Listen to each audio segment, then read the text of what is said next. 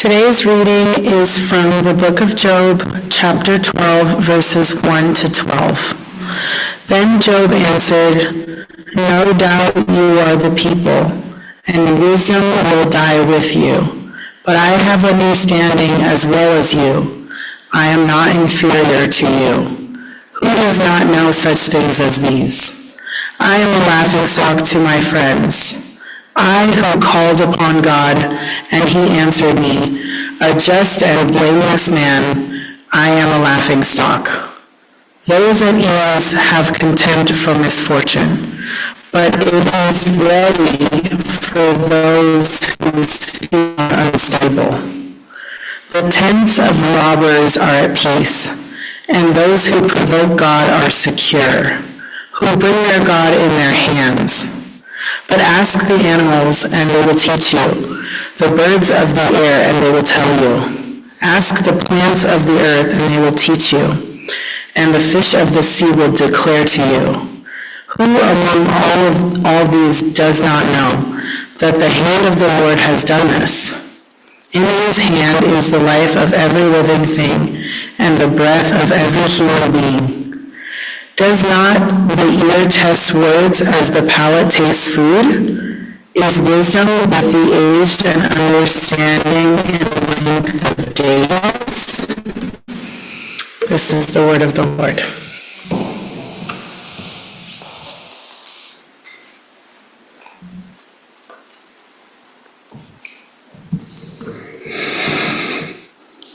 Today's scripture may not be the Job you are most familiar with.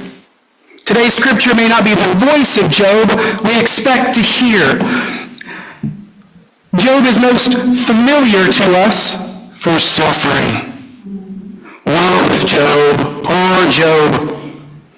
The book begins with a narrative that sounds like a God-centered fable.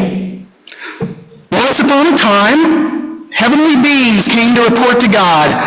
The most suspicious and mischievous of the group liked to stir up trouble. While the rest of the group were bragging on Job, this one was determined to be an adversary. The Hebrew word in the text is literally the adversary. Satan, adversary. Can you imagine what word we've turned that into today? The adversary suggests that Job will crack if God curses him. So God does. He lets the adversary play with Job, and then Job's life falls apart. Then the scene shifts. Awkward transition. It's not just a sudden transition. The whole style of writing changes. It goes from this old storytelling mode to poetic verse. And in this poetry, we get the story of three friends coming, and they all seem to speak in meter rhyme. They show up to comfort Job, and they start out polite enough, compassionate enough, but then they talk. The three friends come to comfort Job with blame, shame, and judgment, because those always make us feel so much better. Now, can you imagine a time when it feels like the world's falling apart? Can you imagine a time when everything feels unfair? Can you imagine a time when it feels like injustice has become so personal to so many? And then someone starts crediting God for it, claiming that the injustice is deserved, claiming the unfairness is somehow justified, claiming that they speak for God. Sound like anything you all have run into? Maybe seen it on social media in the last 15 minutes? Sound like someone you'll have to have dinner with this Thursday? Job is grieving, fearful of what's going to come next, and faithful. Angry, hurting, heartbroken, and faithful. He has questions. He has powerful emotions, and is faithful. Job reminds us we can be driven by doubt. We can be filled and fueled with rage. We can be falling apart, unraveling at the seams. And that's also what a faithful person looks like. It's not a matter of our goodness. It's not a matter of our perfection. It's about grace and humility that lead to thanksgiving. Job recognizes that God's beyond our understanding and that God is the source of life, also beyond our understanding. God is beyond Job's knowing, a mystery. And Job holds some humility in that. So Job comes with the hurt he has received. Job comes with the hateful responses from his friends and neighbors with grace and humility. He doesn't let the hurt from others define him. He doesn't let the ignorance of others hurt him further. This is profound. This is profound. Job's done some restorative justice work somewhere along the line. Job's developed some resilience through all he's gone through. We get it told to us as a fable, but you got to think, this didn't happen all at once. He's processing. He and God are probably having some conversations. He and his wife have probably had some conversations. He and the piece of pottery he's been scratching himself with all the oozing sores that have popped up on his body from the early part of the story, they've been having conversation. Job and God have been talking. And somehow he's found himself to a place of grace and humility. It's profound, and this is probably, for me, why Job is such a profound character in Scripture. It's not that Job's blameless. That's unattainable. It's a construct set up for a story to launch us into this ethical conversation, into this wrestling with suffering and cause and effect. It's not Job's blamelessness. It's not the ethical experiment that he's placed in. It's the vulnerability. It's Job's acceptance that he doesn't know everything. It's his ability to keep looking for God even amongst the crap. Even in the chaos, Job keeps looking for God. While the friends and neighbors who came to comfort Job keep yapping, Job listens.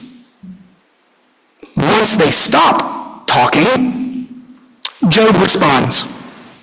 He confronts their hurtful theology, and it's what it was. They're speaking what they believe about God, and what a horrible person that makes Job. He's either a horrible parent, a horrible person, came from a horrible family, or he's a big fat liar about how good he is. Those are the introductions, and all of this is from God in punishment. Job responds with these words. No doubt you are the people, and wisdom will die with you. But I have understanding as well as you. I am not inferior to you. Who does not know things such as this? He takes the self-righteous, self-elevated judgment from others, speaking down to him, their friend and peer, and says, we're all equal. Who doesn't know this? You don't know me more than I know me. Who doesn't know this? Job calls it out. Their wisdom is self-righteous and judgmental. Their wisdom shows no respect for those who see things different.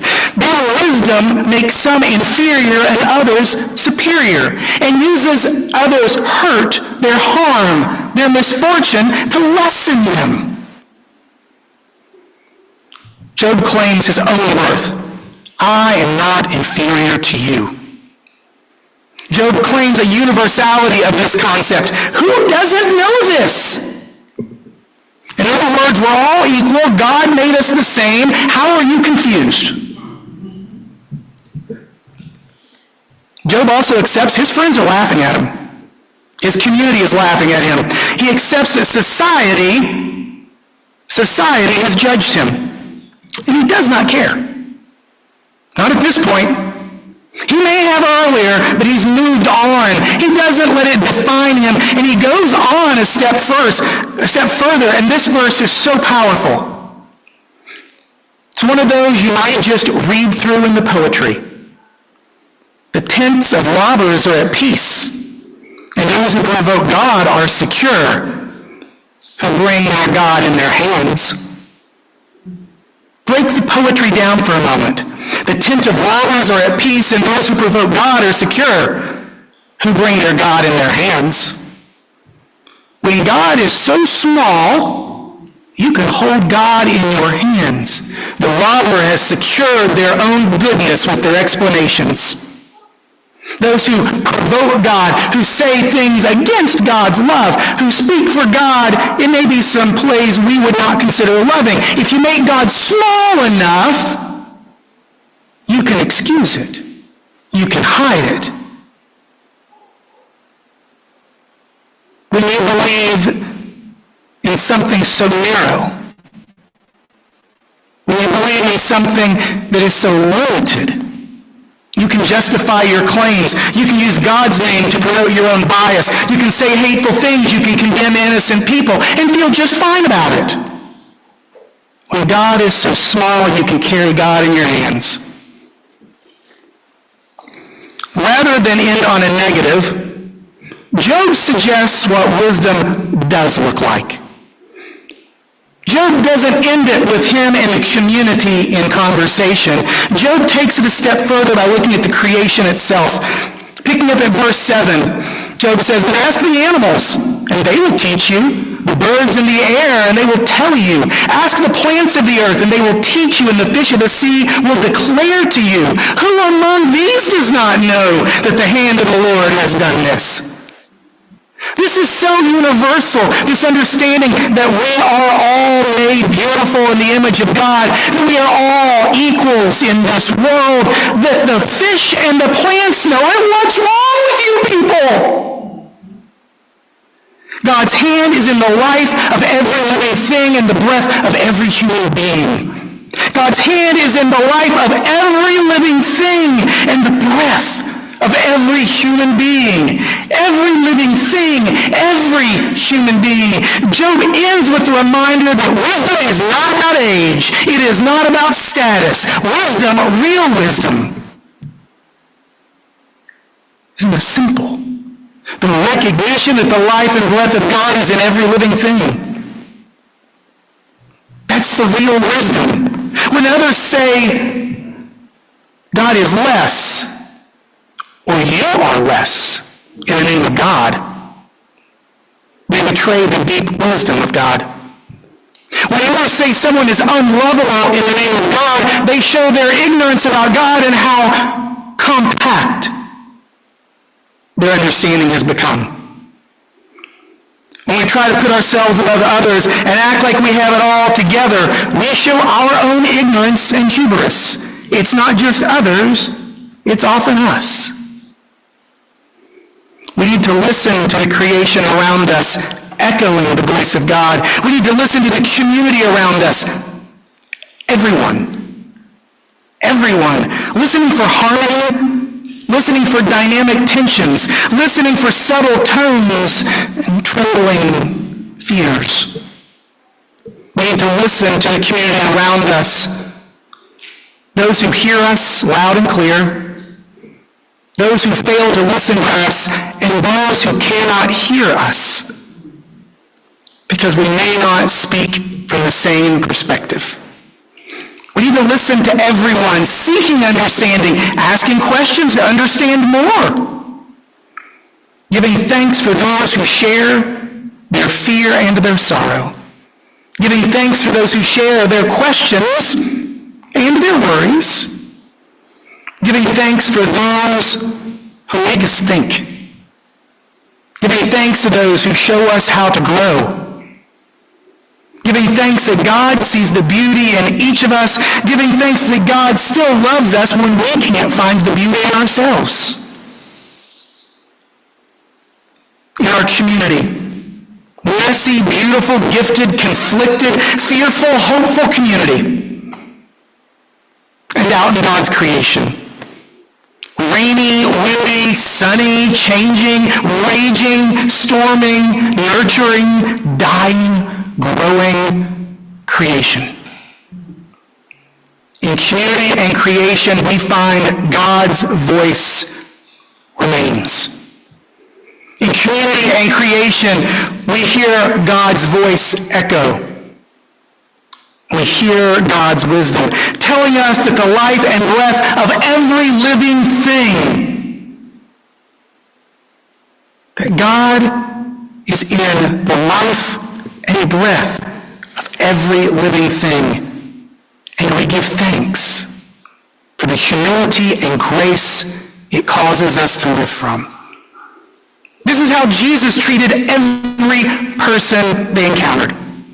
This is how Jesus taught, seeing the beauty in others that many called outcasts, seeing the goodness in those that society laughed at or pushed aside. This is how Jesus served, caring for all people without any distinction. This is how Jesus spoke, with honesty and always with humility and grace. This is how Jesus call us to live, giving thanks that the life and breath of God is in every living thing.